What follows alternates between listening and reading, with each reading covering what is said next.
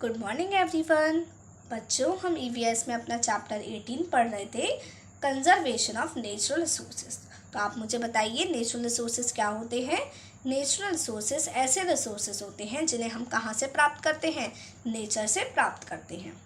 ठीक है, जैसे हवा, पानी, मिट्टी, मिनरल्स, ऑयल, ये सब क्या है, ये नेचुरल रिसोर्सेज हैं। ठीक है, और हमने पढ़ा था कि कंजर्वेशन ऑफ नेचुरल रिसोर्सेज का मतलब क्या है कि हम उन नेचुरल रिसोर्सेज को बहुत केयरफुली यूज़ करें और इकोनॉमिकली यूज़ करें। इकोनॉमिकली मतलब किफ़ायती रूप से हम उनका इस्तेमाल करें, ज़्यादा उनको खर्च ना करें, जितना इस्तेमाल है केवल उतना ही इस्तेमाल करें।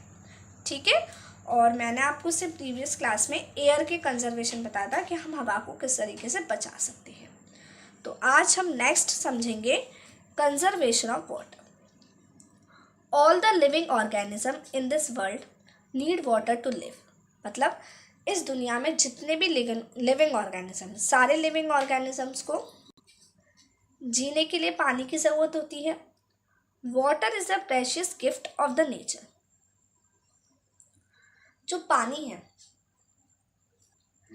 वो प्रकृति का कैसा गिफ्ट है, कीमती है। हमारे लिए पानी क्या है, बहुत कीमती है, क्योंकि हम पानी के बिना एक पल नहीं रह सकते। We use water for washing, swimming, bathing, drinking, cleaning, irrigating and boating। हम पानी का इस्तेमाल बहुत सारे तरीक़ों में करते हैं। हम पानी का इस्तेमाल करते हैं ना, कपड़े धोने में इस्तेमाल करते हैं, बर्तन धोने में इस्तेमाल करते हैं, नहाने में इस्तेमाल करते हैं, पीने में इस्तेमाल करते हैं, साफ़ सफाई में इस्तेमाल करते हैं, बोटिंग के लिए इस्तेमाल करते हैं, सिंचाई करने में इस्तेमाल करते हैं। तो हम पानी का बहुत सारी जगहों पर इस्तेमाल करते हैं। Not only us but also animals and plants need water.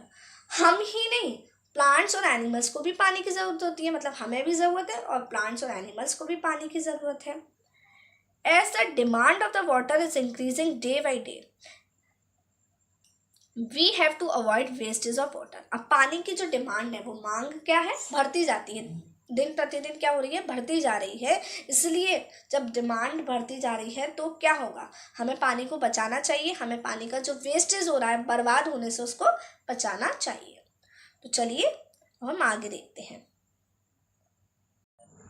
आगे देखिए, कीप एन आई पढ़ते हैं बच्चों।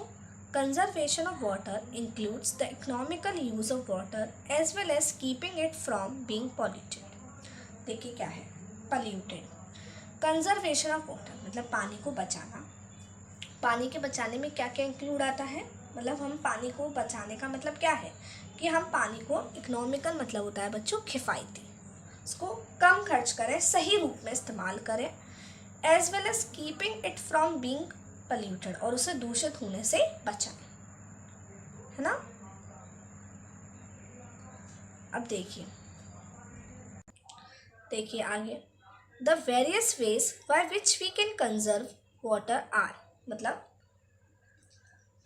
यहाँ पर आपको कुछ तरीके दिए गए हैं, जिन तरीक़ों को हमें पढ़ना है, जिससे हम पानी को क्या कर सकते हैं, बचा सकते हैं। तो ये आपको पता है कि हम पानी को किस तरीके से बचा सकते हैं। बहुत सारे मेथड्स आपको बताए जाते हैं जिनसे हम जो पानी है उसको हम बचा सकते हैं।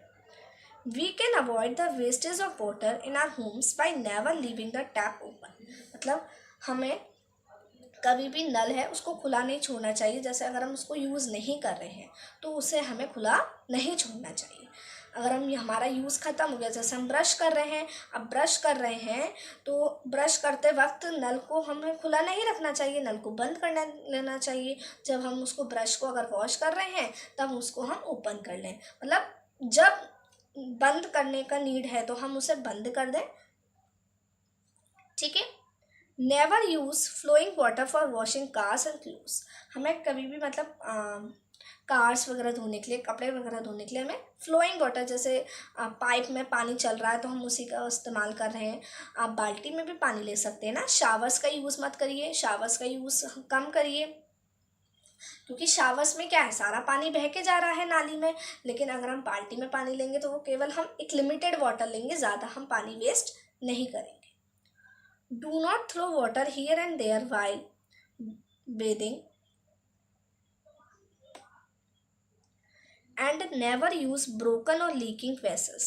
देखिए, हमें जैसे हम नहाते हैं, तो नहाते वक्त हमें पानी को इधर उधर नहीं फेंकना चाहिए, बहुत प्रॉपरली नहाना चाहिए।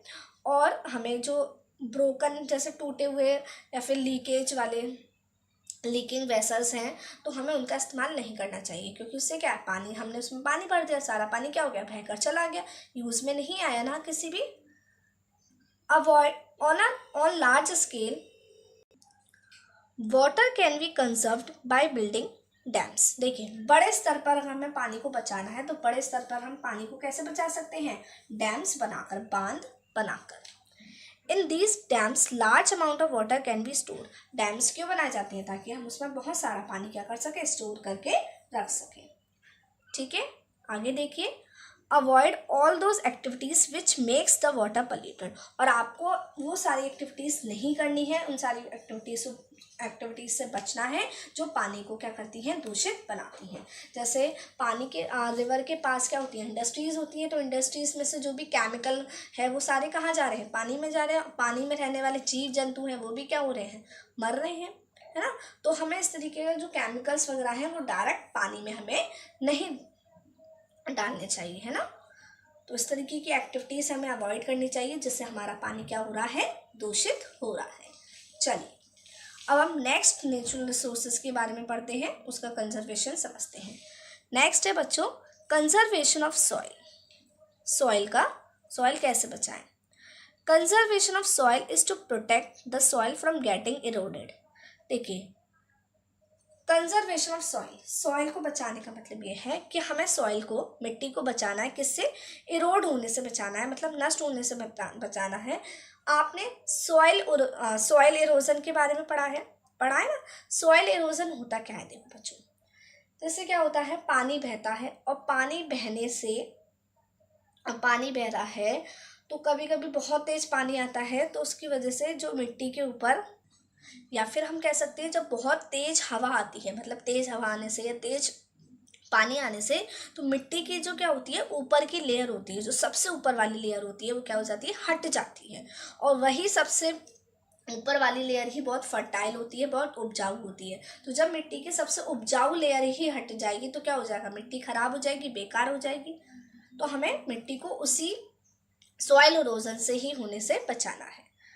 The progress of our country depends on its rich fertile soil for agriculture। अब एग्रीकल्चर किस पे डिपेंड है, जो फर्टाइल सॉइल है उसी पे डिपेंड है हमारी पूरी कंट्री।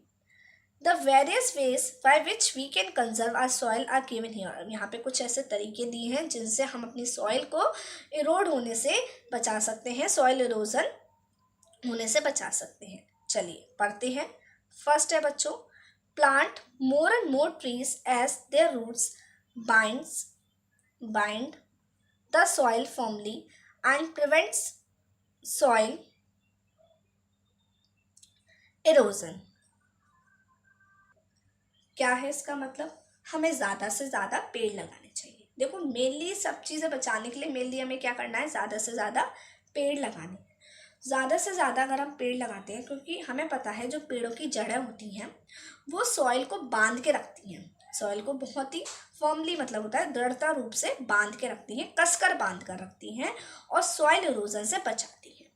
क्योंकि जो जड़ें हैं वो मिट्टी को बांध रखती हैं, तो अगर पानी या फिर हवा आती है तो क्या होता है, उसकी वजह से मिट्टी की ऊपर की लेयर नहीं जाती है। Grasses, small plants and trees are also known as soil binder. जैसे घास है या फिर छोटे छोटे पौधे हैं, छोटे छोटे पेड़ हैं, जो पौधे हैं, पेड़ हैं, वो क्या कहलाते हैं, सॉइल बाइंडर कहलाते हैं, मतलब सॉइल को बांधने का काम वो करते हैं। Second, over grazing of animals should be avoided. देखिए क्या होता है, जैसे कोई लैंड है, अब उस लैंड में जितनी भी घास थी जानवरों ने वो घास खा ली, लेकिन फिर भी क्या है कि जो उनके मालिक हैं, जो उनको जानवरों को संभाल रहे हैं, वो फिर भी उस लैंड पे ले जाते हैं। अब क्या होता है, ओवर ग्रेजिंग, मतलब जितनी घास खानी चाहिए उससे भी ज़्यादा निकाल लेते, उससे भी ज़्यादा खप जाती है, तो ओवर ग्रेजिंग हो जाती है, ज़्यादा चढ़ लिया जाता है। तो एनिमल्स, इसकी वजह से क्या होता है, जो सॉइल की ऊपर की लेयर है वो क्या होती है, हमारी ख़राब हो जाती है। और सबसे टॉप मोस्ट लेयर ही कैसी होती है, फर्टाइल होती है, तो उसको भी हमें अवॉइड करना चाहिए। Third, in hilly areas Soil erosion is maximum as the water coming down from the top of the hills very fastly. देखिए, जो हिली एरियाज होते हैं, जो पहाड़ी इलाके होते हैं, पहाड़ी इलाकों पे जो सॉइल इरोजन होता है वो बहुत ज़्यादा होता है। अब आप समझ गए होंगे कि सॉइल इरोजन वहाँ पे क्यों ज़्यादा होता है। इसलिए ज़्यादा होता है क्योंकि वहाँ पर देखो हिल्स है ना, कैसा है, हिली एरिया है, तो वहाँ पर जो पानी है वो बहुत तेज़ी से आता है नीचे, और बहुत तेज़ी से आने की वजह से वो क्या होता है, मिट्टी को अपने साथ बहा के ले जाता है। क्या करता है, मिट्टी को अपने साथ बहा के ले जाता है ना। To avoid this make terrace along the hilly areas. तो इससे बचाने के लिए, सॉइल इरोजन वहाँ पर ना हो, उसे बचाने के लिए हमें क्या करना चाहिए, जो हिली एरियाज है वहाँ पर हमें मतलब आसपास क्या बना देनी चाहिए, छत बना देनी चाहिए, ताकि जो सॉइल इरोजन ना हो सके। Their terrace weakens the flow of water and helps us in conserving soil. क्या है, दोबारा पढ़ते हैं। Their terrace weakens the flow of water and helps us in conserving soil. अब जो टेरेस हमने बनाया उससे क्या होता है, पानी का जो बहाव है, जो फ्लो है, वो क्या हो जाता है, धीमा हो जाता है, और इससे क्या होता है, मतलब हमारी सॉइल बच जाती है, सॉइल इरोजन नहीं होता है। फोर्थ देखिए, avoid the natural disaster like floods by building strong dams and embankments. देखिए क्या है, अब जो नेचुरल डिजास्टर्स है ना, जैसे फ्लड है, बाढ़ आने का, तो हम बाढ़ आने से बचाना, हम चाहें कि बाढ़ ना है, तो उसके लिए हमें कैसे बनाने चाहिए, डैम्स, बहुत स्ट्रॉन्ग डैम्स बनाने चाहिए, ताकि उनमें वाटर, पानी स्टोर हो सके, और स्ट्रॉन्ग होने चाहिए, वो कैसे होने चाहिए, मजबूत होने चाहिए, है ना। एंड एम्बैंकमेंट्स क्या होता है, जैसे नदी है, अब नदी के किनारे, जो नदी का किनारा है वहाँ पे पानी बह रहा है, तो उस पानी को वहाँ पर बहने से रोकने के लिए हम क्या करते हैं, दोनों तरफ, है ना, दोनों तरफ पत्थर से या फिर मिट्टी से एक दीवार बना देते हैं, जिससे क्या होता है, पानी वहीं तक सीमित रहता है। क्या होता है, पानी वहीं तक सीमित रहता है, इधर उधर फैलता नहीं है, तो इससे क्या होता है, सॉइल इरोजन भी नहीं होता है, क्योंकि पानी नहीं बहेगा, तेज रफ्तार से पानी नहीं आएगा, तो सॉइल इरोजन भी नहीं होगा। ठीक है, आई बात समझ में। तो सॉइल को हम इस तरीके से क्या कर सकते हैं, कंजर्व कर सकते हैं। तो आज मैंने आपको दो नेचुरल रिसोर्सेज को कंजर्व करना बताया, फर्स्ट वाटर, सेकंड सॉइल। देखिए, मैं आपसे बार बार कह रही हूँ, इस चैप्टर को पढ़ने का मतलब यही नहीं है कि बस आप इन वेज को समझ लें, पढ़ लें। आप जैसे वाटर है, तो पानी को तो आपसे कहा जाता है बचाना चाहिए, कभी भी पानी आपको वेस्ट नहीं करना चाहिए। आपको केवल जितनी नीड है ना, हमें जितनी ज़रूरत है, हम केवल उतना ही इस्तेमाल करेंगे ना, तो हमारी जो नेचुरल रिसोर्सेज है वो क्या होंगे, बचे रहेंगे, हमारी फ्यूचर जनरेशन के लिए बचे रहेंगे। लेकिन अगर हम ओवर यूज़ करेंगे, हमें यूज़ थोड़ा करना है बट हम ज़्यादा यूज़ कर रहे हैं, ऐसी पानी बहता रहता है, ऐसी पानी फैलता रहता है, तो उस चीज़ को हम अवॉइड कर सकते हैं ना, तो वो चीज़ हमें अवॉइड करनी चाहिए, ताकि हम अपने नेचुरल रिसोर्सेज को क्या कर सकें, कंजर्व कर सकें। ठीक है, चलिए, तो अब इसके आगे का हम नेक्स्ट क्लास में पढ़ेंगे। टिल देन आपको ये दोनों वेज, सॉइल और वाटर के कंजर्वेशंस के जो वेज हैं वो आपको पढ़ने हैं और लर्न करने हैं, समझने हैं। ठीक है, चलिए अब नेक्स्ट क्लास में मिलते हैं। Till then take care, bye bye.